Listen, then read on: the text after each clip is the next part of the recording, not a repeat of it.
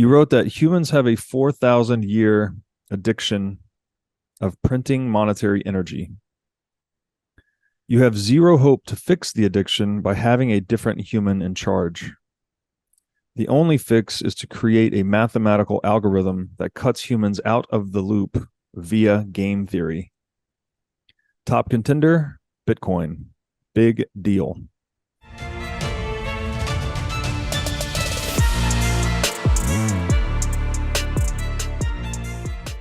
Hey everybody, welcome to the What is Money Show. I am thrilled to have you here joining me on my mission to help shine light on the corruption of money. Now, if this is your first time listening to the What is Money Show, I strongly recommend that you go back to episodes 1 through 9 first, which lays a lot of the groundwork for many of the concepts that we explore on this show. These first 9 episodes are my series with Michael Saylor, and thousands of people have told me that this is the best podcast series they've ever heard, hands down, and that it was instrumental to their understanding of money and Bitcoin. So if you're looking to start a deep dive into the nature of money, I don't think there's any place better that you can start other than episode 1 of this show. Now, a little bit about this show and how it makes money. The What is Money Show is 100% sponsor based. So all of our revenues are derived from direct sponsorships. And I strive to be very selective about the sponsors that I work with, specifically only using sponsors that I use personally, and also choosing sponsors that have values which are well aligned to the values expressed on this show, such as freedom, education, self-sovereignty, etc. So what I'm going to do now is a few ad reads right at the top of the show, and then I'll do a few more ad reads in the middle. And I hope you'll take the time to listen to them, as again, these are hand-selected sponsors, and I think you'll like what they have to offer. Today's podcast is brought to you by In Wolf's Clothing. Wolf is the first startup accelerator dedicated exclusively to the Bitcoin Lightning Network. 4 times per year, Wolf brings teams from around the world to New York City to work with like-minded entrepreneurs, pushing the boundaries of what's possible with Bitcoin and Lightning. The program is designed to help early-stage companies achieve product-market fit, develop their brand, secure early-stage funding, and grow businesses that help fuel the global adoption of Bitcoin. So go to wolfnyc.com to learn more about the program or apply. Again, that's Wolf NYC, WOLFNYC.com. Luke Broyles, welcome to the What is Money Show. Thank you very much, Robert. Pleasure to meet you in Miami, and now this is just as much of an honor to be on your show. Yeah, it's great to have you. We met in passing at Bitcoin Miami. I think you caught me when I was preparing for my keynote. And I remember I was rehearsing the final line, which kept bringing tears to my eye. And so you came right around when I was doing that. So it was funny. We first met, I was crying. Funny story. I do have a strong impact on people. So yeah. But yeah, that was really cool. Sorry, just to interject. That was really cool because I watched so many hours of your show and had so many hours of it listening and to see you practicing and then meet you right after. That was just super cool. So yeah, that was a great event. And yeah, it's always cool to meet all these Bitcoin family members we have on Twitter to then meet them in real life. It's always a cool experience, which is great about those conferences that Bitcoin Twitter seems very antagonistic and argumentative, I guess, but then you meet Bitcoiners in real life and it's much more friendly and enjoyable. So I highly recommend going to a Bitcoin event if you haven't been to one yet. Just by way of quick introduction for my audience, you are a Bitcoin thinker, I would say a philosopher, an author. You write for Bitcoin Magazine, and also an investor. And today I thought we would wrap philosophical a little bit about Bitcoin, what it is, the history of money, maybe get into morality and religion a little bit. And to kick us off, you have this great pinned tweet on your Twitter profile, which I will read, and then I'd like to work with you to unpack a bit. You wrote that humans have a 4,000 year addiction of printing monetary energy. You have zero hope to fix the addiction by having a different human in charge. The only fix is to create a mathematical algorithm that cuts humans out of the loop via game theory. Top contender, Bitcoin. Big deal. So that tweet captures a lot of the lesson we're trying to explore in this show. It's like, what's wrong with the money? How can we fix it? How significant are the problems created by the monopolization and central planning or corruption of money? And to what extent does Bitcoin promise to fix them? So, very dense tweet, a lot packed in there. Can you help me to unpack some of this in a digestible fashion for my audience? Sure. I think when it comes to when most people hear about Bitcoin, they think of a number that goes up, or they think of it like a stock or like an investment, like any other thing out there. And, to be fair, I understand why people think that, but the rabbit hole, let's say, or the journey that many people through your show, many people through books or learning about Bitcoin come to is the epiphany of that tweet, epiphany that this thing is different. And I love history. I've loved history my whole life. I love reading history. And to me, it's very clear, it's always been very clear that one of the primary ways at which humans take advantage of other humans or exploit other humans, slave other humans, is via distorting the money of that society. It's very easy for us to read about events of war in history or disease or things like that. That's easy for us to understand because their names and dates, it's easy to test. There's an easier incentive to promote that kind of learning. But I think there's some things in history that are undertaught or underappreciated. And I think one of those is monetary history. And I think another part of that too is technological paradigms, but we'll get to that more later, I guess.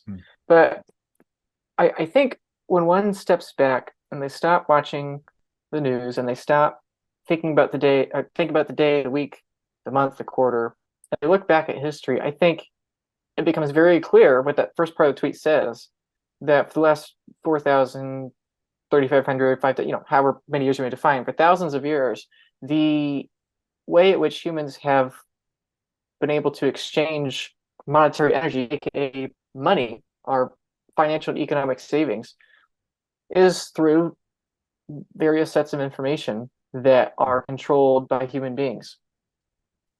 Some are much better than others, but at the end of the day, everything's been able to be controlled by human beings, which inevitably means it will be controlled by human beings. So obviously you can go all the way back to Egypt or Rome or ancient China or whatever. You have things like gold, salt, grains, silver, things that are analog, let's say, things that are physical, that take energy to produce. We have used those as backing or supporting the kinds of money of the society, or in fact, they are the money themselves. And because it's analog, people have been able to control those. What's often jokingly called bigger gun diplomacy. Whoever has the bigger weapon or is able to exert the larger force, often through violence. It doesn't necessarily have to be violent, but that's often what it descends into. Whoever can exert the larger force gets to control resource, gold, water, land, farming land, oxen, whatever it is, we've been able to control that. And the same thing is true with our form of money today. We have fiat currencies that are controlled by human beings, boards of human beings. And the idea of Bitcoin is not that this is some other thing that humans can control and, you can buy it and get rich quick and you can make a bunch of money. The idea is it itself is the money. The idea is, what if we were to find a way to store that purchasing power outside the control of a human being? So if you have fiat or you have another analog commodity, that can be put in control of human beings, so it will. And so the only way to circumnavigate that human distortion and corruption is to take humans out of the loop entirely. And when I often tell people, especially those that are just hearing about Bitcoin for the first time, that people like Henry Ford or Nikola Tesla or Hayek or Friedman or many others of the 20th century, dozen and a half or so people over the course of the century predicted Bitcoin decades or even a century before Bitcoin was created. They have trouble understanding that because when we think of Bitcoin, we think of numbers and computers and cyberspace. It's abstract, so it's hard for us to identify. But at the end of the day, what those people are predicting was that they were predicting this idea that eventually humans would innovate into finding a way to have this discovery of detaching monetary energy, aka money, aka the series of ones and zeros we use, away from being able to be controlled by a single human being. And so I think when most people hear me talk about Bitcoin and say that it's going to go up, it's going to go to X price, they hear someone saying, oh, Bitcoin's a big deal because it's going to make you 10 times richer. While that's true, the real reason Bitcoin's a big deal, and I've been saying this now on Twitter for 8 months here since January 2023, the reason it's a big deal, first and foremost, is because it detaches that human control from money itself. Bitcoin's going to become more valuable, but only because it first is a more moral system, and because first it is more secure. A system that doesn't require human oversight, that doesn't require human intervention, is inherently more secure than one that does. If I were to, do, calculus or algebra for you on a piece of paper with a pencil, that system is more corruptible than a calculator. Granted, you have to make sure the calculator works, but assuming the calculator works, either works or it doesn't. It's either a 0 or 1. And assuming it works, it's inherently a better system, because even if I'm the best math genius in the world, I'm a human being, and I can either make an unintentional mistake and get the wrong answer, or I can intentionally manipulate in my equations and lie to you and deceive you. So that's the message I've been sending. That's the message of that tweet, is that Bitcoin's a really big deal, and it's going to become exponentially more valuable over the coming years, decades, and possibly centuries. Primarily because it is a technological innovation that then discovered that immutable digital scarcity that humans cannot alter or edit. And that because it is that more moral, that more finite, infinitely finite system, it's inherently more valuable, in the same way that a calculator is more valuable than a pencil and a piece of paper. And in the same way, I give this metaphor too, that, and I think Saylor said this metaphor, and perhaps you have too, so you've probably heard it before, but for the listeners, is that if you think of this from an engineering perspective, because that's what all technology is, it's just engineering better innovations, is that we can think of, up to this point in human history, last 4,000 years, as having a series of ships that have a hole in their hull. So they're taking on water and they're slowly sinking, like take gold, or you could take ancient Roman coins, you could take paper currency, fiat currencies from the Dutch, the British, or the Americans. And all these forms of storing energy have that kind of energy leak. And the problem is that as the value of that energy goes up, as the value of that gold or that fiat currency or whatever goes up, the incentive increases to dilute it. If everyone is demanding a house and house prices keep going up, what's my incentive? My incentive is to build more houses, to provide that value for other people. And so when it comes to money, and the value of that money is going up, the incentive suddenly becomes to produce more of that as much as possible. And that's good, that's healthy, that's the nature of prices, they communicate that. But what does that mean? That means that consistently, we're dumping more gold onto the market, we're dumping more houses onto the market. This I often, get told it's no better than cows. Oh, well, you can't store your wealth in cows. Cows breed, you can have more cows, and it's so easy, the cows will do it for you. So you can't store, and it's like, oh, but beef has intrinsic value. You can eat beef, and that's true. But as the value of these things go up, we have the incentive to produce more of it, which ultimately is good for society. But the idea of Bitcoin is, what if you have this thing that you can hoard, that you can save, and that you can store, and no matter how far price goes up, humans aren't able to create more? If that thesis is true, then Bitcoin's the best preserving mechanism of purchasing power in the world. It is the one ship with no hull that's taking on water, and so it's floating on the surface, and everything else relatively is trending down against it over time. And so that's what I often try to explain to people, that again, they have their worldview, and so when they hear me talk, they hear me say Bitcoin's going up, and they think of it like everything else, like, oh, real estate goes up, Bitcoin's going to go up higher.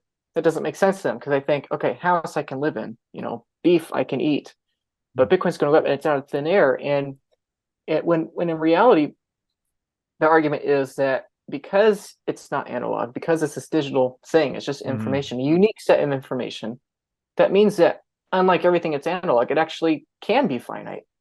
And if it is actually finite, then everything else, like I said, are those ships that fall down. So I think that's really hard for people to understand. And I think that's why people like my tweets, because I've just done my best to concisely put it in 140 or whatever it is characters. And that's the basic idea and promise of Bitcoin, is that for thousands of years, every form of money has been able to be monopolized. And whenever there is a monopoly, it is inevitable that humans will mismanage it accidentally, or more often, intentionally distort it to harvest wealth from other people in a zero-sum game. And so the idea of Bitcoin is, what if we take humans out of the loop entirely, meaning that we can accurately price everything else in terms of an immutable ledger for the first time ever? Like, it's a really big deal. So yeah, and I think that's hard for people to hear at first, but when they give it 10 hours, 100 hours, 1,000 hours of thought, it makes sense to them. And then, we bifurcate, and that's how you have all the Bitcoin crazies and everyone else. Pretty much people either love Bitcoin, they hate Bitcoin, or they're open to Bitcoin, but they don't really know what they're talking about. Those are the three groups, really. So yeah, no, lots of good stuff there. I mean, it seems very obvious if you look out onto the world that, and Saylor's done a great job of expanding upon this, that life is energy, right? Everything is energy. Life naturally seeks to conserve energy for itself over time, right? Bears get fat and then they hibernate all winter. All that adipose tissue is stored energy. Squirrels bury nuts, so they can eat later when they can't find them. That's a form of stored energy. Humans accumulate capital, savings, food, structures, anything we need to survive. So there's this natural demand at a very basic level for life itself to conserve energy over time. And for humans, purchasing power is one of the most important forms of energy, right? Because it's a way to have an instrument that can be used to acquire anything that humans can produce. So you're tapping into the productive energies of the human race by conserving purchasing power, essentially.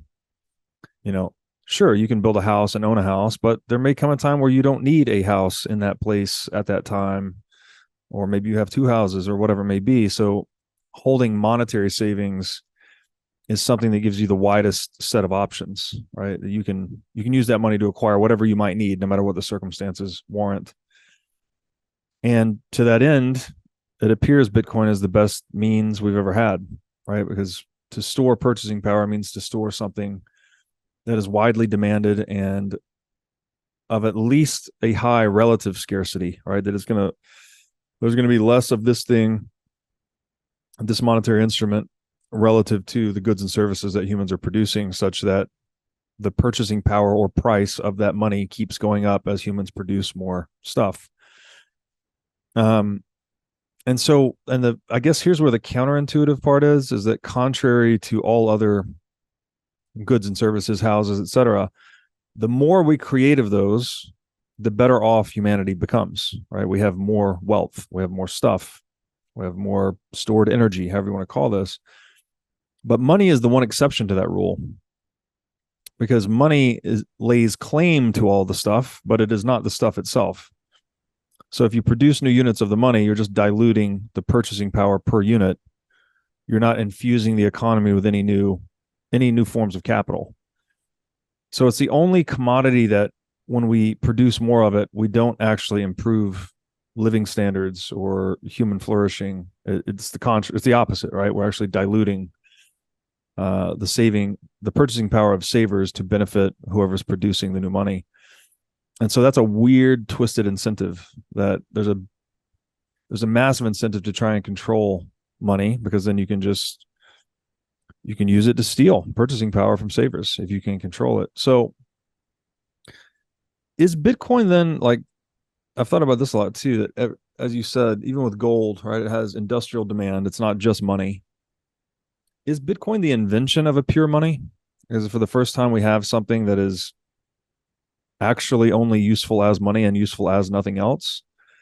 And if so, what does that mean for the world? Is this really going to be like a before Bitcoin, after Bitcoin paradigm, where we'll look back on this historically and think, we had all these approximations of money before Bitcoin, and then finally we discovered something that's a pure money. And what does that do? Where does that take us? What kind of future does that take us into? Yeah, that's a good question. I've asked myself that a lot over the last couple of years.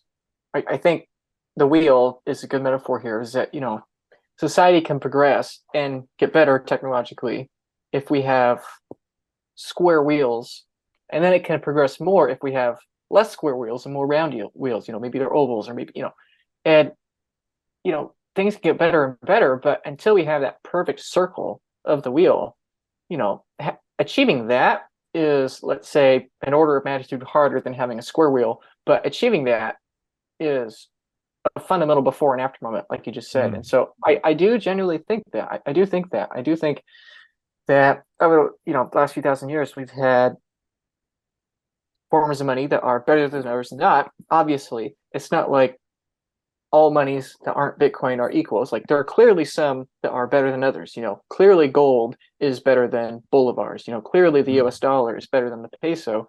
But they're all imperfect wheels. And I do think Bitcoin is that kind of thing, that it's like, oh, okay, for the first time we have a form of money that is completely devoid of any other utility besides securing itself. That's a problem with gold or oil or houses or stocks. We use all those things as money. We use oil as money.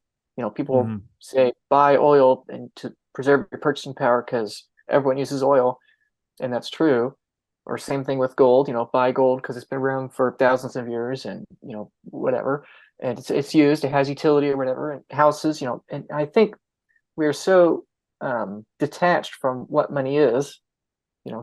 Hopefully your show rectifies that. But I think we're so detached that we think that money has to have this utility. But I would argue that money is the technology that prices in all other technologies. And if money has that kind of utility, then it's no longer just communicating. It's no longer just an even board for society to communicate exchange rates and prices to each other. Now there's that distortion of demand. So if we take oil, for instance, and we look at, let's say, the lockdowns of 2020, if you're treating oil as your money, well, then dependent on certain factors here or there, maybe there's a war in the Middle East, or maybe there's a lockdown, or maybe, some new invention makes this thing that needs oil 10 times more efficient. So we need less oil. So now if you're using if you're using oil as money, it's no longer just this way which we communicate prices with each other completely neutrally. Now it's biased. It's biased towards things that require oil. It's biased towards pricing in those. And so it's not really neutral. There's that bit of distortion. So yeah, I do think your question is correct. I do think this is a before and after moment. I do think people will look back and be like, yeah, there was before Bitcoin and there was after Bitcoin. And perhaps I'm biased to think that because I own Bitcoin, but I really do think that's the case, because it's like, before Bitcoin, we never had a marriage, let's say, of the analog world and the digital world in monetary form. That's what Bitcoin is. You're marrying the abstract of ones and zeros with electricity and computing power. So it's like a bridge there. We've never had that before. Bitcoin is the first time we've had an asset or a commodity that is finite, with extremely high certainty, with extremely high confidence. We've never had that before. Real estate is scarce, gold is scarce. Again, some things are more scarce than others, but in the same way, it's like a wheel can get less and less of a square, but it's either a circle or it's not. And likewise, Yeah. an asset is either finite or it's not. And so, it's the first time we've had that. It's the first time it's been digitally native. And there's so many firsts with Bitcoin. I do think that it is the first money. And Gresham's law and many economic laws, money trends to one. If Bitcoin is the first real money we've had, to me it seems to be the only probable one. And if there is a replacement for it, it's so far into our technological future that I don't even know what could replace it. But yeah, I do think it's a paradigm shift. And again, people, they hear me or you or others talk about Bitcoin, and they hear people saying, "Oh, buy Bitcoin because it's going to go up," which is true again, but it's because of that paradigm shift that it's so valuable. I often give the metaphor of the horse and the locomotive. If we think of the locomotive, we can look back now 200 years later and say before the train and after the train, because before the train, for thousands of years, we used meat machines that converted hay into transport. And then suddenly, for the first time, we had steel and iron and steam power and use coal and wood. We used things that were not living to transport. Like, that's a paradigm shift. And suddenly now we can't. Now we can travel in day but night, and now we can travel longer than the range of a horse. And now we can travel. We can move 100 times the mass at 10 times the distance at twice the speed for a tenth the cost. And clearly the locomotive is a paradigm shift. And because our brains take a long time to adjust, and because we grow up in a certain technological paradigm, it's my personal concern that Bitcoin is causing more change in the world at a more rapid rate than our brains are able to keep up. I think most of us are carrying this locomotive thing, and we're trying to think of it in terms of horse, and it's simply not convertible. The locomotive solves problems that you can't even conceptualize yet. Most people, and they looked at the train and said that, whatever, because why would I need to go to another country? Why would I need to travel 40 miles? Like, why would I need to do that? The train solved problems that were not even problems in the horse standard, because the horse standard technologically was so ancient that those problems didn't exist.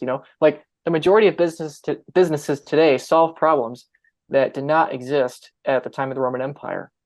And in the same way, I think people look at Bitcoin and they're like, yeah, but what problems does it solve? I think the majority of the value of Bitcoin becomes obvious to someone when they're thinking from the future, looking back, instead of looking backwards, trying to overlay it on the future. And so that's why I always try to approach Bitcoin from that first principles perspective and explain that Bitcoin is that paradigm shift. And because it's that paradigm shift, that's why it's becoming valuable, not just because it's the new hot thing, not just because it's the new trend. Like, this is much more than a fad. This is much more than something you buy to get rich.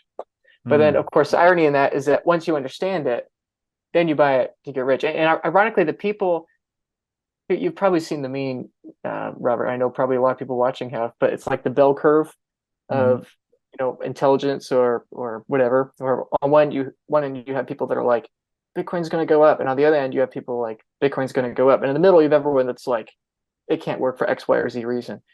And I think what even that meme miss is that the people on the one end are much more bullish than the people on the other end. Someone that doesn't understand Bitcoin but is bullish Bitcoin will say Bitcoin could go to $1 million. It could go to 100,000. Maybe even someday it could go to $5 million. But I think someone on the other end of the spectrum is like, yeah, Bitcoin's going to hundreds of millions, billions, or more a coin in a correct time horizon, of course. And it's just funny to me. It's like the Dunning-Kruger effect on steroids to a certain degree. And yet, with everything else with the Dunning-Kruger effect, it's like you have the spike up where they're absurdly optimistic, then they flatten out and they become more realistic. But the funny thing with Bitcoin is that it's kind of like the Dunning-Kruger effect, but you become more optimistic the farther you go. I don't know. That's interesting thought experiment. Obviously, every person's different, but yeah, ultimately, at the end of the day, I think you're right. I think it's a paradigm shift. I think people will look back and view it as before Bitcoin, after Bitcoin. Before Bitcoin, you had 140 different political currencies that you had to barter between in order to transact. And the political currency that was backed by the nation with the biggest gun got to determine the value of all the other political currencies. That's what we've had for hundreds of years, thousands of years, if you include other things besides fiat currencies. Bitcoin's the first time that we don't have to barter between commodities or between fiat currencies in order to price in the innovations in society. I think that's a great way to look at it. And I'm kind of like that. So you could say fiat currency or political money in general creates this system of partial barter in a way that we had gold, which is the most politically neutral money historically, but obviously because it's physical, politics still play a big role, right? You can kill someone and take their gold, or invade a country and take their gold. And that system of partial barter is a friction on the free market. So if you're using that analogy of the wheel, it's kind of like a jagged wheel, right? It's not perfectly circular. It's got, long linear parts on it. And so when you're trying to drive it over terrain, it's just not efficient. It's not effective. It creates a lot of bumps and and pain that wouldn't need to be there if you had a circular wheel. And it's funny too, you're talking about problems that we can't even conceive of. I think when automobiles were first invented, they called them horseless carriages, just attesting to our inability to understand how significant a technological innovation can be. Now you're still thinking in the terms of the old frame, right? You're thinking about, horses are what we use for locomotion. This is like a horseless carriage.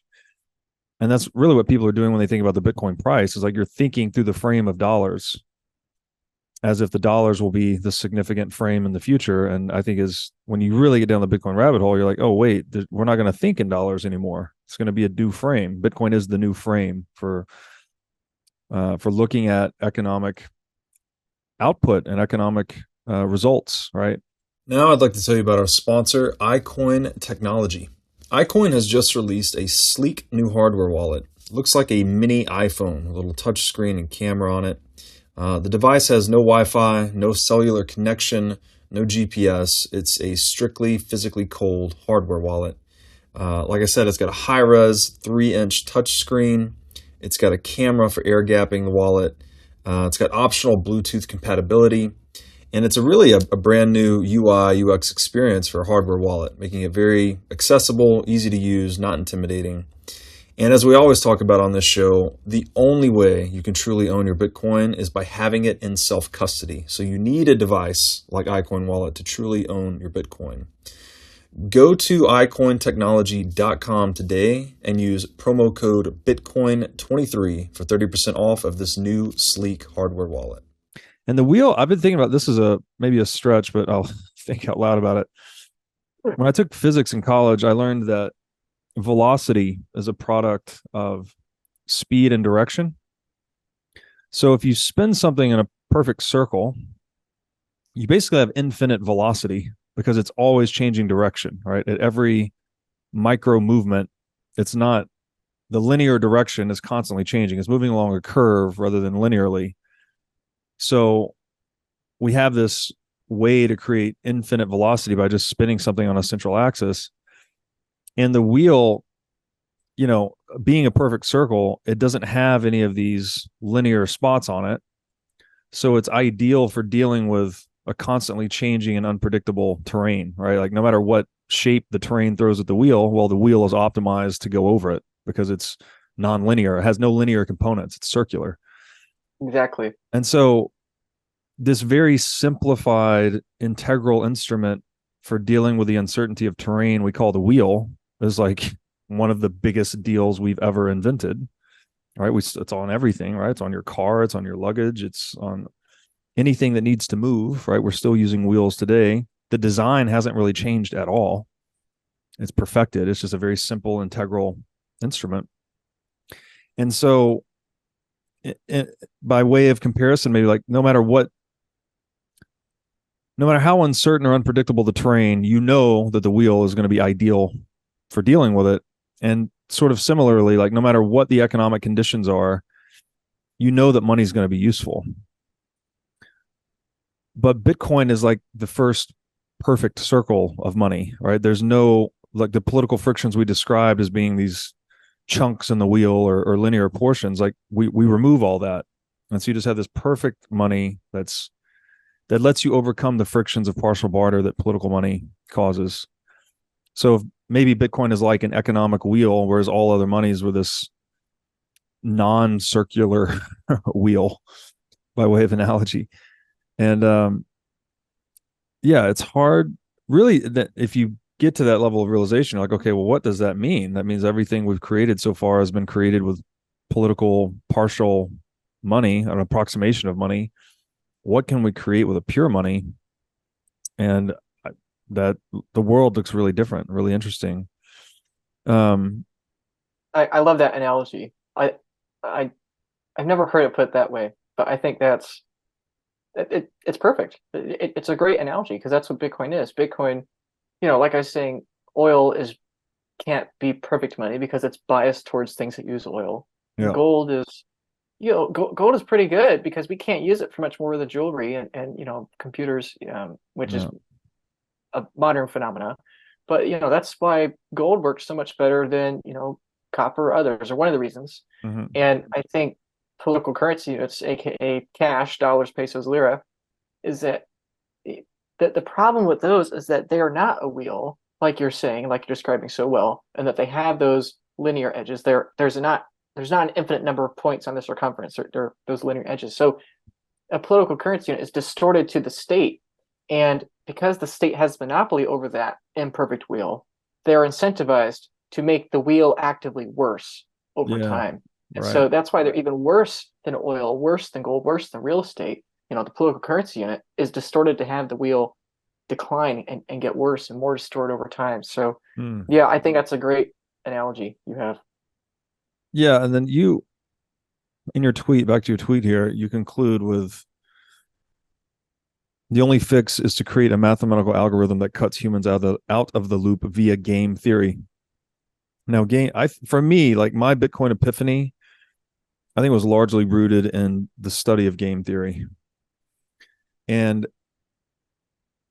I guess Bitcoin critics actually make fun of us often. They're like, oh yeah, let me guess, game theory is the answer, blah, blah, blah. Like they're trying to discount it as, I don't know, something, which the name is not that great, actually, game theory. It's something that's observed very widely in all, like the animal kingdom, the human kingdom. So maybe we just unpack game theory a little bit.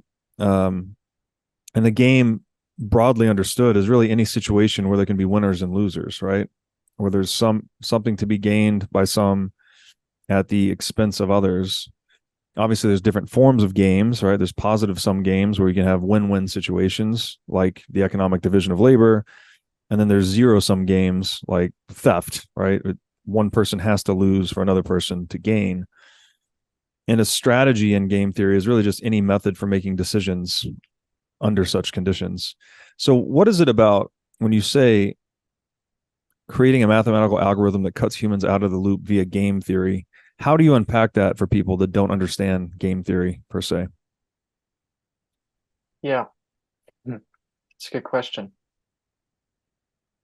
Well, you mentioned Sailor and life earlier. I think before talking about humans, if we talk about life in general, like how do organisms defend the energy they have? How do they defend their right to reproduce? How do they defend their water sources? How do they defend their shelter? How do they defend their energy? It all comes down to exerting, as Lowry would say, a brute force physical cost onto another organism. That's the honeypot problem. That's basically what we're describing. You have a hive of bees, and they have inside something that's very valuable, something like honey. It's extremely valuable. Before us humans came along and we invented artificial sweeteners, like honey was the sweetest thing, and like it's also healthy for you. Like honey is like liquid gold in the animal kingdom.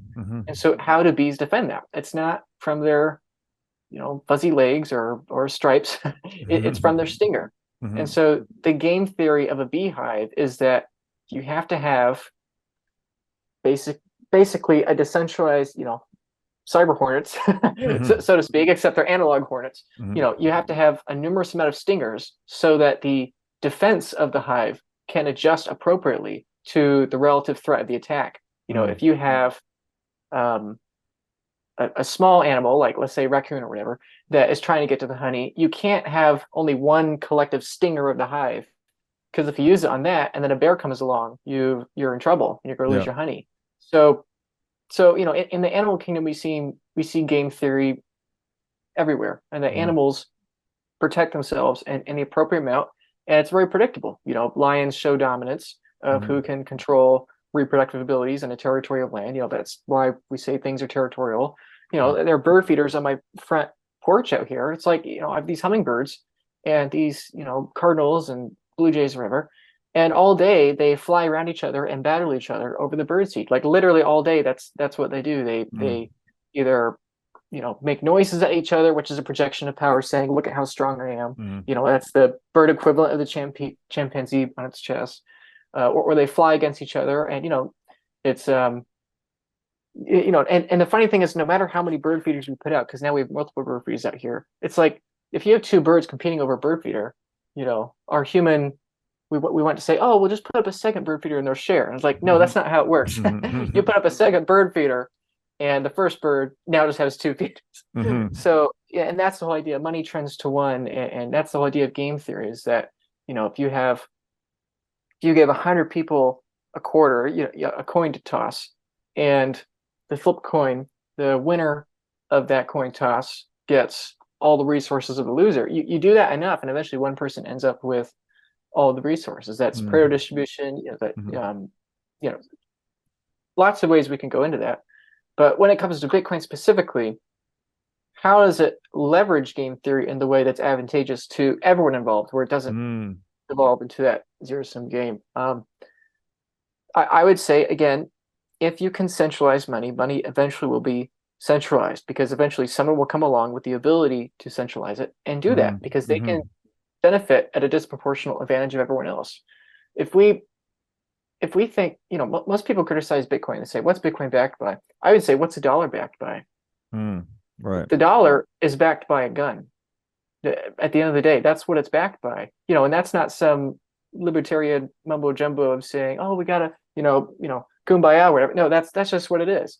And that's not inherently evil, because that's the best form of technology you've had up to this point. But that is what it is. The dollar is backed by the Constitution, the Bill of Rights, and the paperwork, and the promises, let's say, the promissory energy of the United States. And what is the United States backed by? Well, it's backed by the barrel of a gun. And what is that gun backed by? It's backed by the size of our economy. And ultimately, what's that backed by? It's backed by the intellectual capital, the intellectual energy, and the natural resources of the United States. And so what is the dollar backed by? It's backed by the full faith and credit of the United States promises that they will enforce with that barrel of a gun, and they'll be able to make the guns and the bullets as a function of the size of the economy. And so what is the incentive structure right now? What is the game theory right now? Well, the game theory is control the money and give other people money that is a lower net cost to you than it is to them, and in exchange acquire their natural resources. Essentially what the United States has done, especially the last 80 years or so, is we export dollars and we import resources. We've had a negative trade deficit since 1975, I think. So that's almost half a century now that we've basically exported more dollars than we brought it. And so we basically go to these other nations and we acquire their resources at a discount to us. I'm in Michigan. If I were to drive over to the border to Canada, even for the Canadians, sorry for the Canadians listening, but if I take my dollars and I spend them in Canada, I am benefiting very, very tiny amount at more or less the expense to Canadians, because they are using dollars that have been down the line for my use. And so what's the game theory? The game theory is control the money at all costs and enforce other people to use that money, because it's a direct benefit to you. Right. And if that paradigm is challenged, then it's not a matter of blue or red. It's not a matter of democracy or communism. The only advantageous move from a game theory perspective is if they refuse to use the dollar, then the gun has to come out. If, say, a small nation in the Middle East says, we don't want to use your dollar anymore, we're going to, it was like, okay, what's going to happen? America's going to come in. We say, we want your oil. We're going to manipulate that. If you look at Central America, all the Central American nations that are forced to use the dollar as legal tender, it's very similar. We want to have the global standard be the US dollar because that is an advantageous benefit to us. And that's not some anti-patriotism, anti-American rhetoric. That is just the simple game theory. If it was China, they do the same thing. Putin would do the same thing. And that's what we've seen. And that's what I talk about in my videos and my Twitter a lot is using those historical examples. Before America, you had the British, the Germans, the Portuguese, the Dutch, the Chinese like half a dozen times, all the way back to the Romans, the Egyptians, the Ottomans, any empire that has that. It's an inevitable result of monopolizing money and having that centralized control. And so what's the comparison with Bitcoin? Well, what backs Bitcoin? Well, what backs Bitcoin, the energy that backs Bitcoin is not the potential force of a gun or the force of a gun itself. What backs Bitcoin is essentially the electricity. You have at the base level, and this is what Henry Ford predicted, and Tesla and others. They predict this, looking forward at the information age. They predicted that eventually we'd be able to convert the natural wealth of the world into a form of energy, and then that energy would be able to be communicated, turned into information. That information should be able to be communicated throughout the world virtually instantly. And then, we'd have a form of money that was backed by that. Ford predicted that this new kind of money, this new kind of thinking would be the largest factories, the largest power plants in the world. Tesla said that it would, reduce wars or end wars, and Ford said the same thing. And that's basically what we have. We've had this revolution the last century or so, where now we can turn natural wealth, coal, solar, nuclear, whatever, into electricity. So like a base layer. And on top of that, we can turn that electricity into computing power. Like we're talking right now via the computer, ones and zeros. We're converting electricity. My computer's plugged into the wall right here. Some power plant's turning some coal somewhere into electricity. That electricity is being turned into information.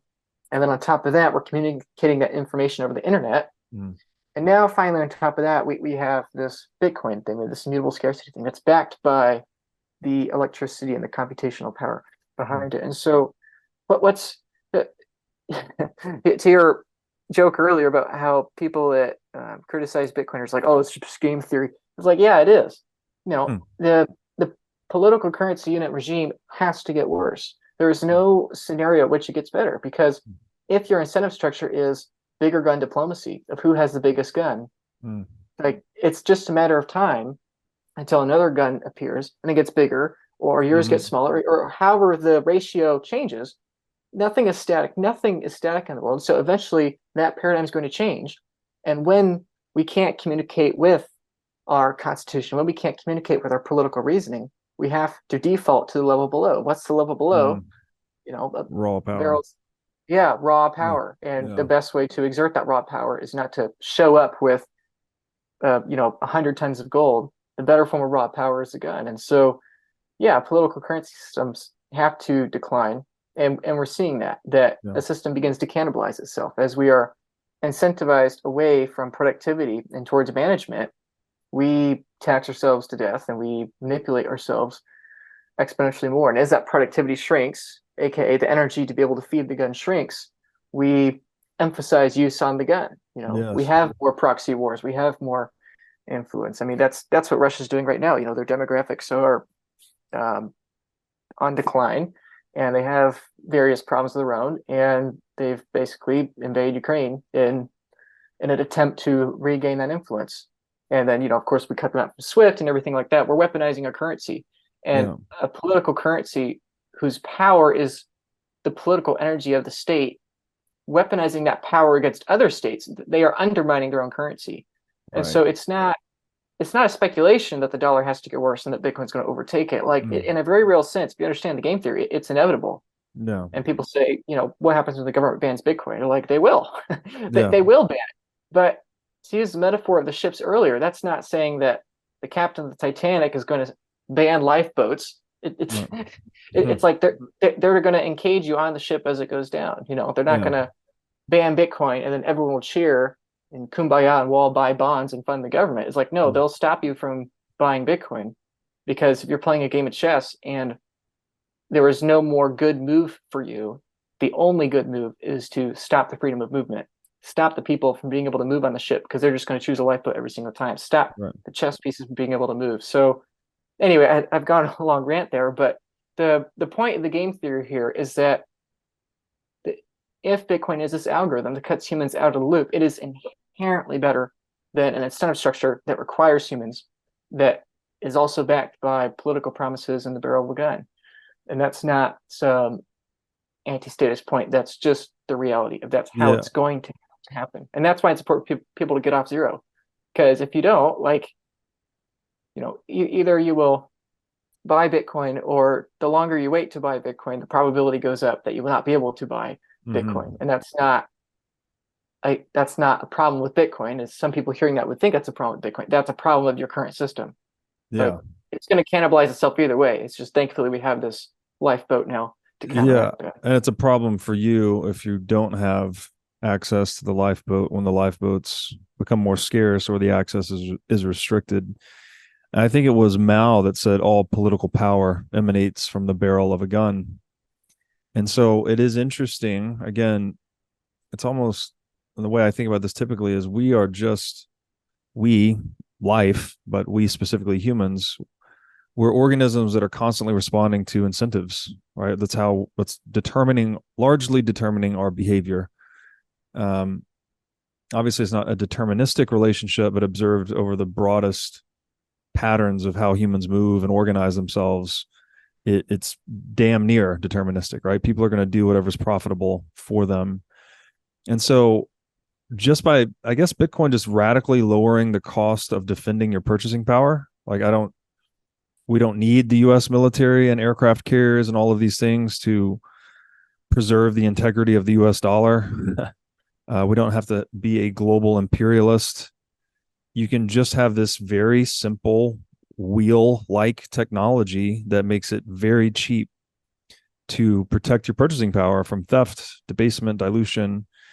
And so all of a sudden, game theoretically, the gun becomes much less useful, right? Because you can't steal with it. You can't use it to steal from others or impose the use of a national currency when people have recourse to this lifeboat we call Bitcoin. So game theoretically, we would expect politics and other forms of organized violence and coercion to just decline, right? They're less profitable activities for humans. And that is a radical thought, because all of a sudden statism itself is called into question. It's like, what does that world look like on a Bitcoin standard? Do we have states? If we do, they're obviously going to be less coercive because coercion is not as profitable. So even if they wanted to be coercive, they couldn't fund the coercion as adequately as they do today. So your head almost explodes when you get into the game theory aspects of Bitcoin. It really does. And for me, it's also recognizing that it's not a matter of intelligence. If we go back to the bees, it's like, okay, you have the abstract power being the colors on their bodies. That's like the abstract communication. The same way we have the Constitution or piece of paper, and the stinger is the gun, the stinger is the barrel. So, and it's like, if you gave bees that option of bees the ability to defend their hive in a non-violent manner, eventually beehives would trend towards that. Because if you can get rid of the bear without having your own bees die as they sting the bear, it's like, of course you're going to choose that. And so, that's the funny thing, that it's not like Bitcoin causes humans to be more intelligent, whatever per se. It's just that it negates the need for it. Yeah. And I think it was Elon Musk, or I think it was Elon Musk quoting someone else. But there's a quote that the best system in engineering is the one that's not required. The thing that's redundant. And I think that's really what we're looking at here, that Bitcoin makes the redundancy of the barrel of a gun apparent, and it just isn't useful anymore. Right. Yeah, which is super exciting, right? It's like, people always have talked about world peace, right? Like, oh, what all the Miss Universes, what do they say they want? What's one thing you would do for the world? Like, world peace. Obviously, I mean, it's a utopic thing. We'll never get there, but it seems like the one practical engineering solution we can implement is just make coercion, compulsion, violence less profitable and therefore less prevalent. I don't I can't think of anything else we can do about that. So Bitcoin is a radical step in that direction. And we've had other steps in that direction, right? You mentioned the Constitution, the ideals of life, liberty, property. You could argue, democracy to some extent. Liberal democracy has contributed as a step in that direction, although there's arguments for and against. But it's very fascinating to look at it through that lens. So this is a theme that has come up for you in a lot of your interviews, which segues nicely from this point, that we have less in common now with the future than we do with the past due to this radical technological advancement.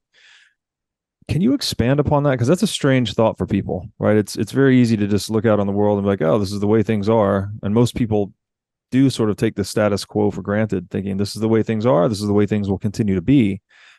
But if you actually study history, it's anything but that. Like, we do have long periods where things can be somewhat the same, but then there are these punctuated equilibria of radical change, right, in short amounts of time, and almost always related to technology.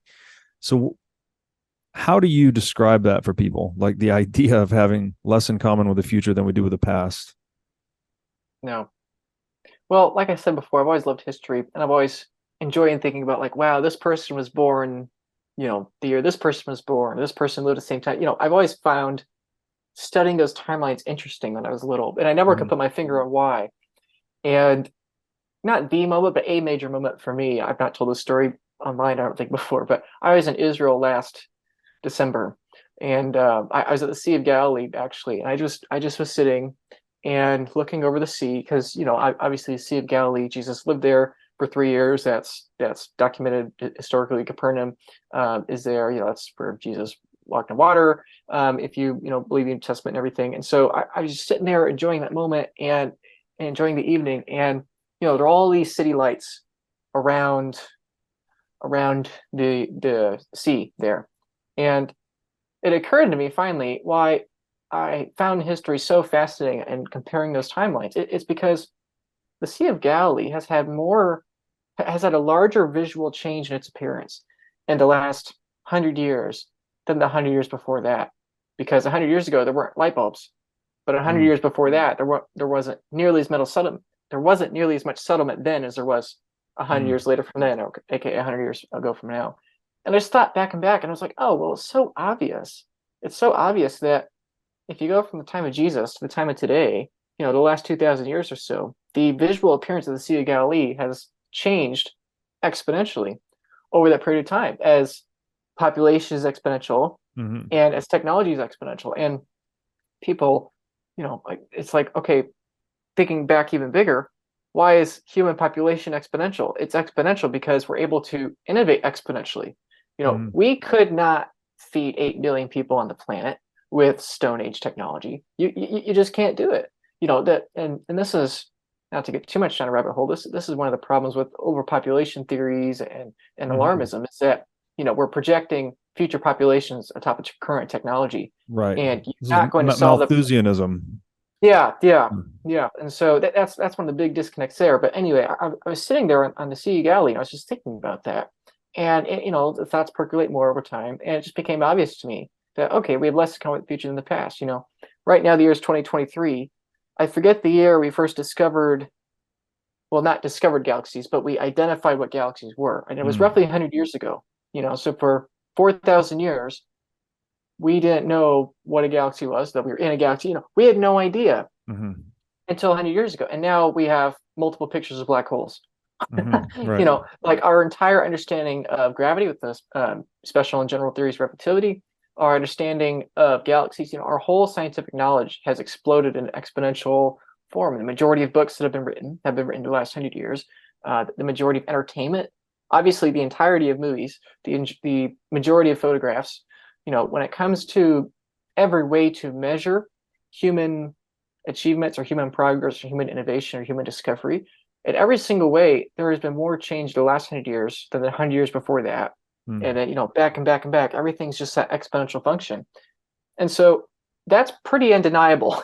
That's pretty objective. Like, it's really hard to argue that, we have, it's really hard to debate that. If you have a man let's say my age, 24 years old in the year 1923, like what was their life? Well, they probably fought in World War One. They were probably in the trenches for a few months or a few years. They did not have a tenth of the medicines I have access to now. They were not able to talk to Robert Breedlove on a computer instantaneously while we're in two different countries. It's like the whole idea of having two people having a conversation in different countries never happened until now. And now I can be literally on Twitter and talk to people from 20 different countries a day. But whether via text or video, so the 24-year-old Luke Broyles from 1923 has more in common, technologically speaking, with the person 2,000 years before him at the time of Jesus. I mean, he was in World War I, most probably, and probably every generation of men before him experienced some degree of combat or revolution or something like that. And my generation, Lord willing, hopefully I never experienced combat. That's like, so no matter what lens you look at, the point I'm making is that in every way, life is completely different. And the simple idea I proposed on Twitter, and I'm not the first one to think of this, but I think I articulated it very well. But the simple idea is that why should we expect that to stop? Like 100 years from now, our baseline assumption, not our end of the bell curve fringe possibility, our baseline assumption for 100 years from today, in the year 2123, should be that basically every form of technology we use today should be completely obsolete. That should be our baseline assumption. That's not the optimistic assumption. It's not the pessimistic assumption. That's what we should assume, because at every other 100-year period, that's exactly what it's been. And the pessimistic worldview is to assume that the technology we use in the future is the same as today, because that would have required such a slowdown in population growth, such a slowdown in innovation, such dramatic diminishing returns in innovation that probably there have been world wars or massive famines, some sort of catastrophe has occurred. For us to stay even, the negative force on humanity to stop the momentum would be so great, it would be cataclysmic, or at least very painful to live through. And so to me, that became an obvious baseline assumption. We have less in common with the future than the past. And that's true for interval, 100 years from now, 50 years from now. And this is a funny side note. It's like, I'm 24 years old. What if in the next 50 years we have life extension technologies or whatever, and people live to be, what if we are in the rare period now where before my generation, people rarely lived over 100 years old.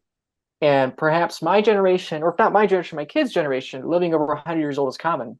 And I happen to be the weird middle narrow slice generation where the people where I've been born into a world where living over 100 is rare, and I'll probably die in a world where living over 100 years old is common. And like, I'll be the only generation like that, past, future. And so that thinking of history in terms of those slices is fascinating to me. You could think of that in terms of artificial intelligence. You can think of that in terms of computers.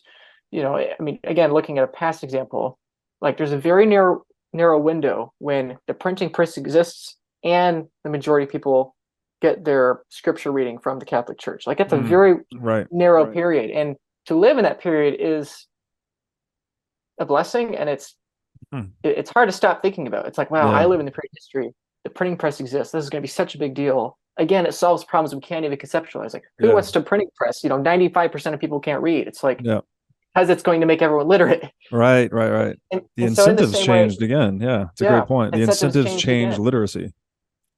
Exactly. Exactly. No one's incentivized to learn to read. Books were so valuable, they were chained to library desks or whatever. And anyway, to bring it back to Bitcoin, I think that's basically where we are with Bitcoin, that we're in this weird, rare period, maybe 30 years, 40 years, maybe 20 years. I don't know, but probably not 20 years. But we're in this narrow period in history where that monetary singularity, quote unquote, or that perfect wheel or that perfect money exists. And at the same time, people are still using imperfect money. Right. Our baseline assumption should be to end 100 years, we are not using political currency units. We are not using bonds or real estate or stocks or oil or gold as a form of monetary savings. You can't have a spacefaring civilization that has interest rates determined by a board of 10 lawyers. They're incompatible. You can't have a world of computers run on the back of the horse. So anyway, I get quite passionate and excited about that. But I think that really opens people's minds and gets them thinking about the future, that if Bitcoin is this wheel, as you wonderfully put earlier, that it is ideally positioned for whatever terrain it's on. Likewise, Bitcoin is the ideal asset positioned for every technological innovation. If artificial intelligence is coming to the degree many people think it is, you don't hedge against that by buying stock in AI companies. You hedge against that by buying that perfect wheel that is going to be able to be resistant against that. And no matter inflation, deflation, hyperinflation, hyperdeflation, Bitcoin is perfectly positioned. I think or at least, even if it's not perfectly positioned, it's the best bet in every position. The most certain thing you can own in a world where ownership is highly uncertain, right? Based on political turmoil and whatnot.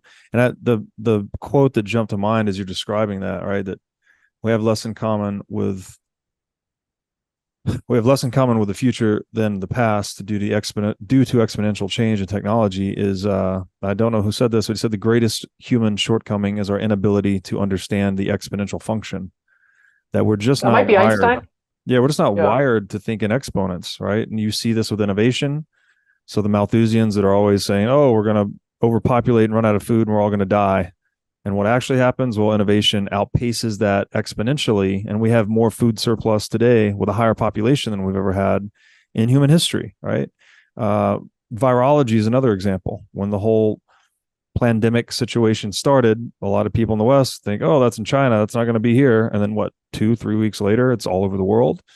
And I would say Bitcoin fits that bill too, because it has this exponential decay function in its supply issuance. Every 4 years, you're cutting it in half, such that I think before the end of the 21st century, we're mining like 1 Bitcoin per year, right? We're mining 6.25 Bitcoin every 10 minutes today. And by, I think it's near the year 2100, it drops to less than a Bitcoin a year. So it's really hard for the human mind to get their head around that. Now I'd like to tell you about our sponsor, Wasabi Wallet. With Wasabi Wallet, you can receive, send, and store Bitcoin privately.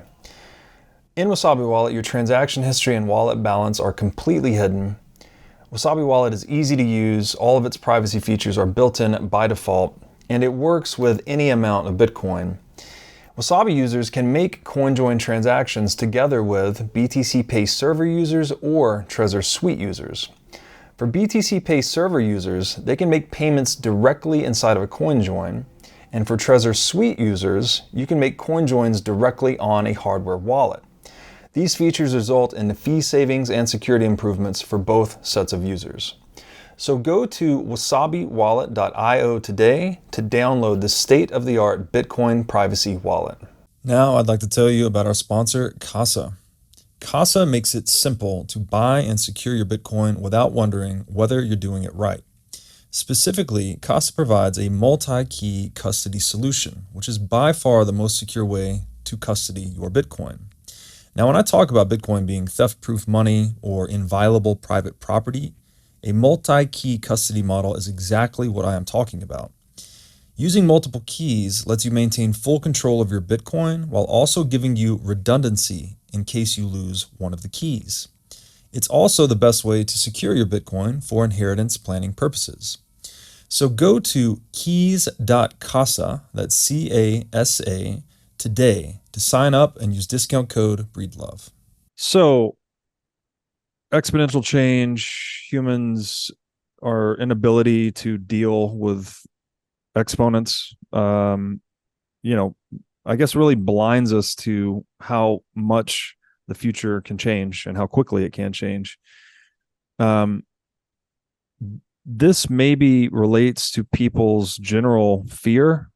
Let's say no coiners, people that do not have any Bitcoin. There's this general anxiety that, oh, I'm too late to Bitcoin, right? It's already gone from $0 to $30,000. How much higher could it possibly go?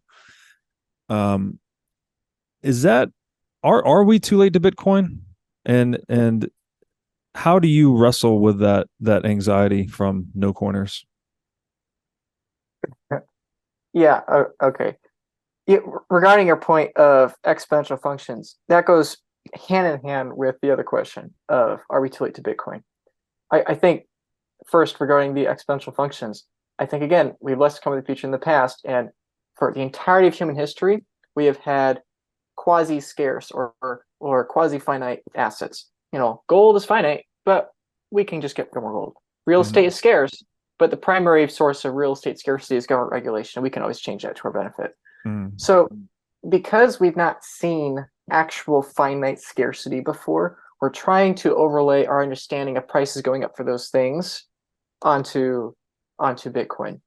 And so, in real estate, we think in terms of doubling, whereas with Bitcoin, we should think in terms of 1,000x or whatever. And so I think that's the first thing to decompress for someone that has that fear, is that first part, what you said about humans' inability to comprehend exponential functions. Like, we are horrible at it. I mean, even let's take stocks. The stock market has gone up, I think, 23x in the last 40 years. Stocks are quasi-scarce, and yet even that goes up dramatically. Like, it looks like a parabolic chart if you zoom out to the 1950s. Like, it's crazy. But Bitcoin is infinitely more scarce than the US stock market. And so then that segues into your second point about, are we too late to Bitcoin? No, people are not too late, because with a political currency unit system, as the productivity of the human race increases, the game theory incentive for that political institution is to dilute their money to meet that productivity. Because let's say productivity is here, there's this many currency units that reflect that productivity. Productivity goes up. Well, now you have free range to debase all that, because it's the same house, but now you can have this house price be the same in nominal terms, even though real terms have fallen, and you've just debased onto your bondholders, onto your cash holders. And so comparing that with Bitcoin is that it's always capped, and that productivity goes up indefinitely. And so if you don't even want to be an optimist, if you just want to be a realist and assume baseline 100 years from today, there's going to be much more productivity, many more humans, and much more prosperity than there is today in the year 2023. And if we assume that Bitcoin is what we think it is, I mean, it seems very probable to me. It's been around for a decade and a half now, and it's never failed. Not for anyone, but give me any other system that's been able to do that. Then to me it becomes obvious that as long as humanity continues to survive, and as long as you have any optimism on the future, then it's never too late to Bitcoin. Bitcoin is, again, money's a technology that prices in all the forms of technology. And so buying Bitcoin, you're basically going long the human race in the same way that you're buying the S&P 500 to go long the American corporate world. Like, Bitcoin is so much better. Like, that's what people understand. Bitcoin is lower risk than that. When you buy, if you have the right time horizon, of course. Obviously, people hate me for saying that, and they do hate me for saying that. But when you buy the American stock market, all you're doing is you're going along America's corporate sector, which is highly dependent on easy monetary policy from the Fed. That's all you're doing. When you go long Bitcoin, you go long literally every single human being, every single innovation, every single discovery, every single invention of the past, the present, and the future. Like, that's a lot lower risk because there are dozens of ways. And I think Saylor has 28. I think other people have like 30 or 40. There are dozens of ways of why the stocks and the real estate and all that, it has that kind of high risk. So it's never too late. And the reason because it's never too late, and the reason because Bitcoin's price appreciation is so potent, is because it's that lower risk system. And again, people hearing that think, oh, you're just saying Bitcoin's lower risk, because your thesis of Bitcoin skyrocketing to the moon is dead, or whatever. They think that it's made up as an excuse, where it's like, no, that's the whole prerequisite. The reason Bitcoin has the potential to do so much more than anything else we've seen in the past is because it has that substantially lower risk than everything else.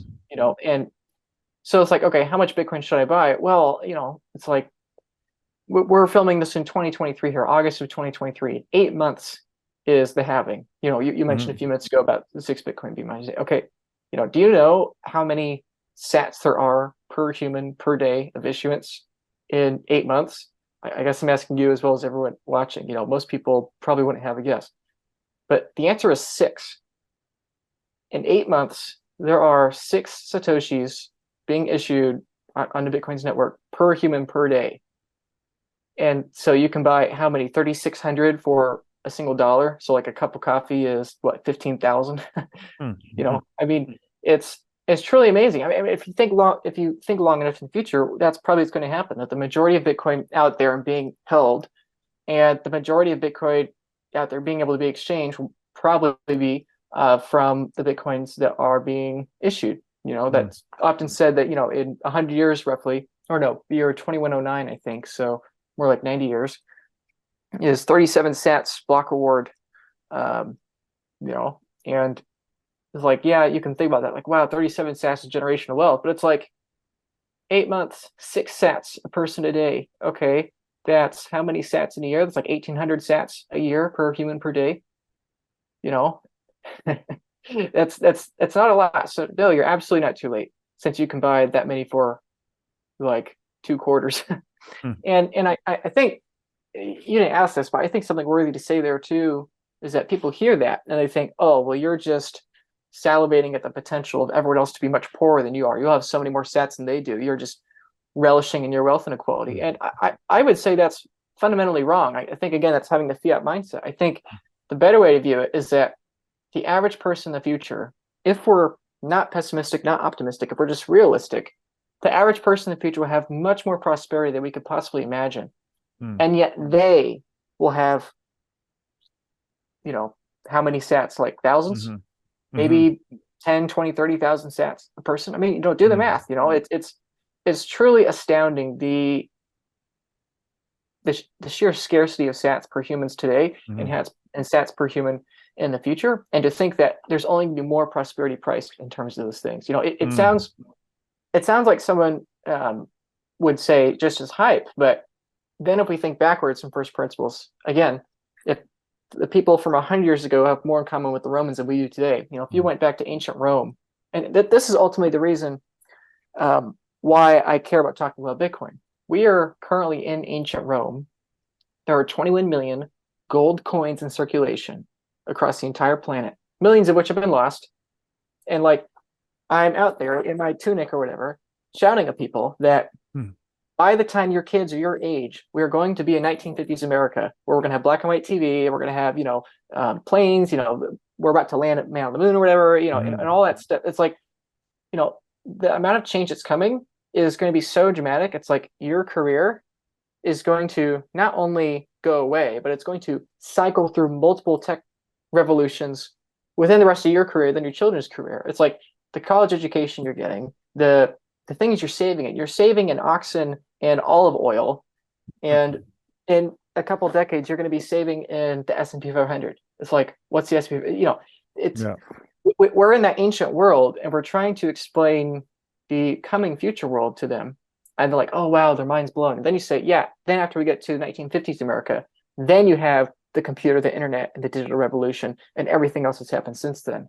And so that's basically the way to think about Bitcoin, that you're in the ancient world, there's 21 million gold coins, and all that prosperity that we're describing in the next few decades, next century or so, is very likely going to be priced in terms of that Bitcoin.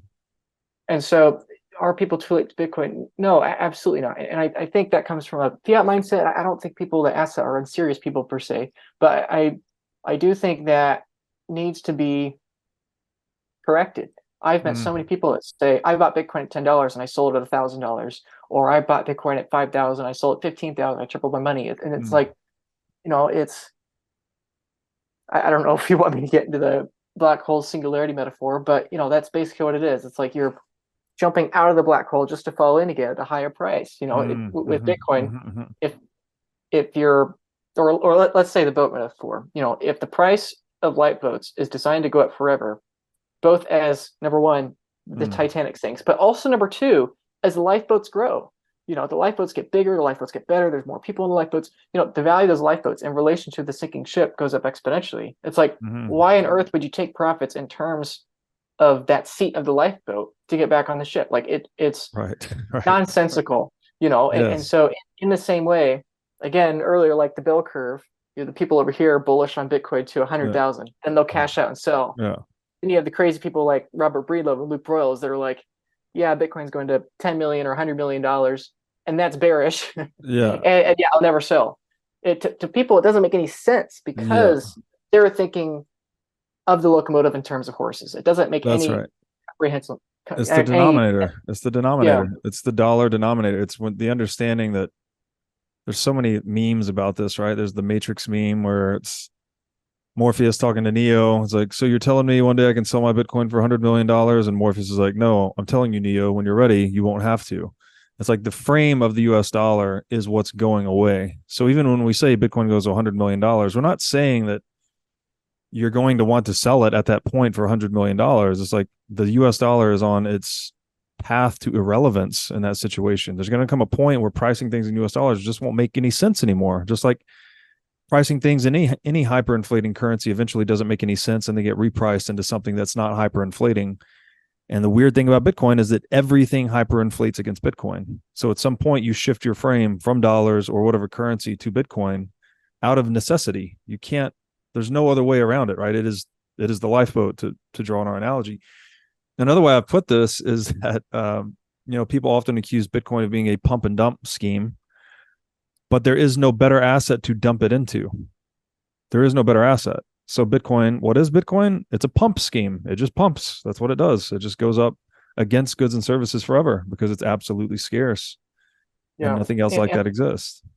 And I think the point to add there, that I fully agree with that it's a pump scheme, but I think people are hesitant against it because they're used to Ponzi schemes, and Ponzi schemes are manipulation tactics by humans. Yeah. And Bitcoin is not that because it's not controlled by humans. And it's immune to manipulation. The pump, exactly. Yeah. And so the pump in Bitcoin's pump scheme is that the scheme is the whole global economy. The pump that causes Bitcoin's pump is the total cumulative innovation and progress of the human race. That's the pump that causes Bitcoin's pump scheme. It's not some twisted metric that forces Bitcoin to go up. And I think that's what people misunderstand. No, it's a great one. It's a pump has a very negative manipulative connotation, but what we're saying here is that all successful entrepreneurial efforts are accretive to Bitcoin, right? So everything that improves human productivity improves the purchasing power of the hardest money in the world, and the hardest money in the world is Bitcoin. I like you were describing, like, and this gets into Jeff Booth's work a little bit, the debasing of currency, right? So as productivity goes up, all of a sudden there's this additional purchasing power for a central bank to harvest or steal through the debasement of the currency.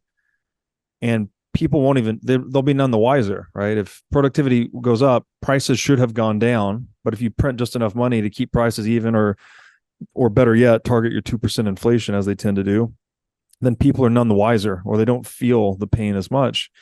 But you get and when you consider this in combination with the fiat incentives for debt accumulation, right? When currency is being debased, every market actor is incentivized to borrow strong dollars, pay back weaker dollars. So we get massive debt accumulation, as we see in the world today, 350% plus global debt to GDP. You end up with this irreconcilable conflict of debasement or theft needing to outpace innovation. And if innovation's moving exponentially, as we've described, then obviously that can't go on forever, right? At some point, if debasement goes exponential, that is by definition hyperinflation. So when the thing hyperinflates and it's no longer useful, it's no longer meaningful, then people move out of the hyperinflating money into the money that is not hyperinflating.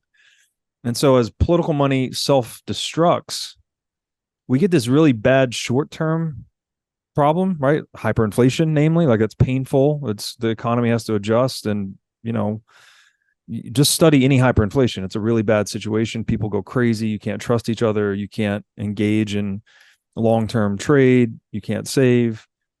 All these really bad consequences. But the long-term consequence of that is really good with Bitcoin, because after these things die in hyperinflation, well, you've reset to a Bitcoin standard where price signals are honest, right? People are disincentivized from stealing from one another.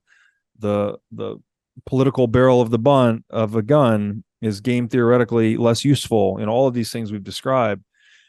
And so then you're in this world where you hold Bitcoin. All you have to do is hold Bitcoin as savings, and you're effectively holding a non-counterparty index fund on all successful entrepreneurial efforts from now until forever.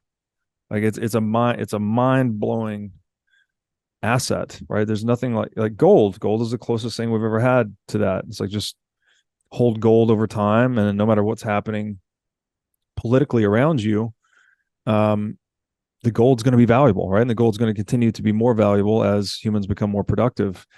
Problem with gold, of course, is that it has all these vulnerabilities. You can mine the ocean floor, you can mine an asteroid, you can make it in a lab, it can be physically stolen from you.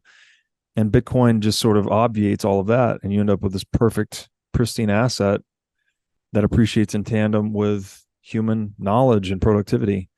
So, yeah, I think it's a pretty strong argument that we're not late to Bitcoin. Still yes. Very early, I would say. And I think, yeah, I think it's still very early. And amusing, I'd be curious to hear your thoughts on this, is that people either learn and change their behavior from pain and curiosity. And we happen to be, again, that very narrow window in history where the majority of people that have learned about Bitcoin has been through curiosity, not through pain. And I do think most people will not get off zero. They will not get that lifeboat. They will not buy Bitcoin until the pain has become so insurmountable. At 2% inflation, the pain is there, but it's not bad enough that people are in panic mode when it comes to their monetary security. And so I think the majority of pain that is coming is not from people's pain of, oh, I wish I bought Bitcoin when it was cheaper. I think the majority of the pain is going to be from people that bought Bitcoin, sold it for 10x higher, and then it goes 1,000x or whatever. I think that's where most of the pain is. And so, thinking on a shorter term here, I think the biggest telling factor that we're very early is that if we assume that the majority of people that experience that pain and that hard lesson through Bitcoin are people that buy it, hold it for a year, and then sell it for 10x or whatever, most of that people haven't even bought, and so I think if that assumption is true, then I think by that alone, that just shows how early we are, that most people are yet to put their hand on the hot stove to then take it off and then learn the lesson and then better understand it. We haven't even gotten to that point. And I think that's people have trouble understanding. It's like $10 million of Bitcoin is not a hyper Bitcoinized price. That's still like 95% of the world hasn't even begun to touch the hot stove and learn the lesson so that 5 years later, they actually can understand and allocate properly to Bitcoin. Absolutely. Yeah. Yeah. And just question your frame of reference. If you're only thinking in terms of dollars, then maybe there's another frame to which to perceive the world, through which to perceive the world.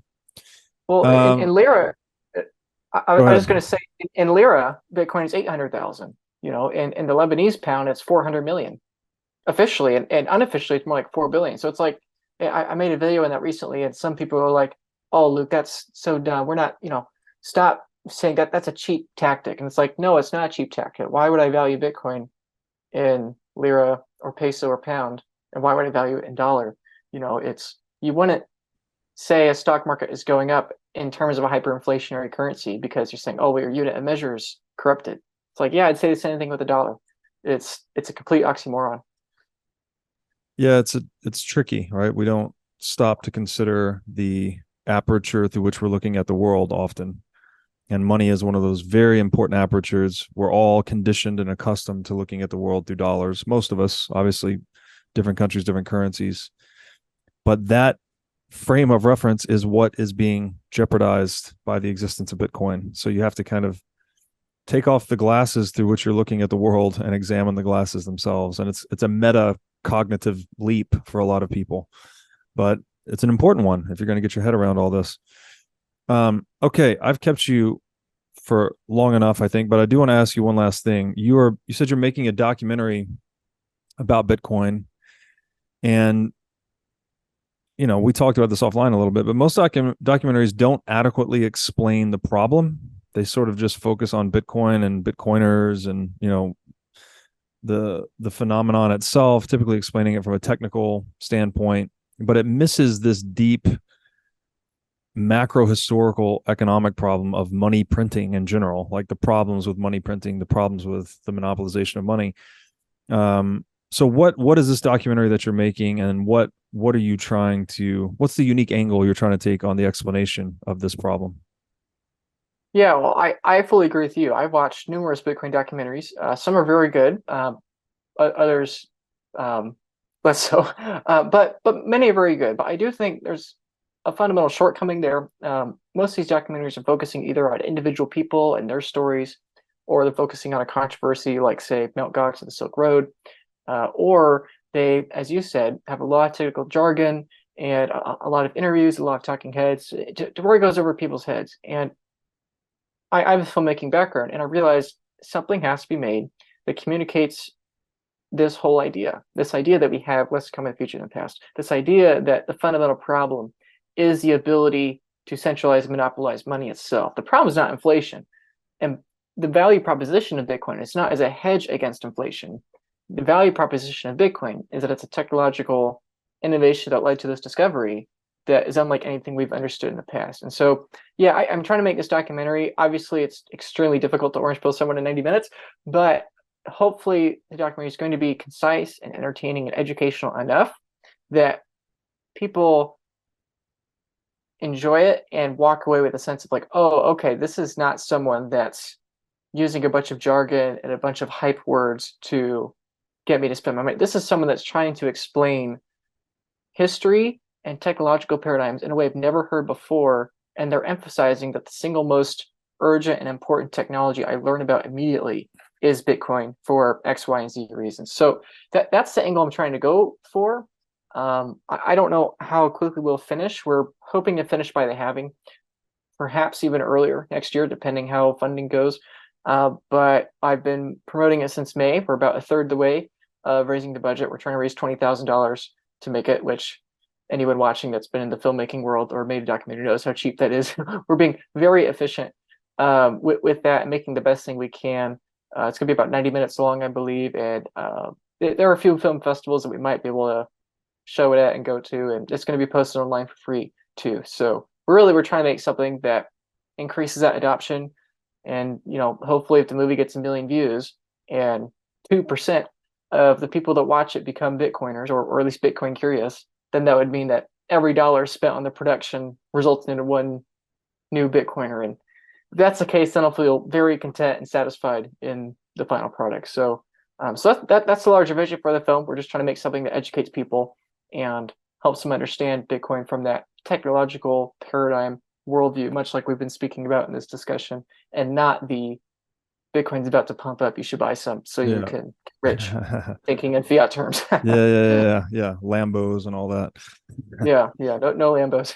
That's great. Awesome. Well, I wish you luck with that endeavor. That sounds like a really important thing, right? Just people, as you said earlier, right, to explain the problem so well that the solution becomes obvious. I haven't seen a Bitcoin documentary that does that yet, so I hope yours is the one.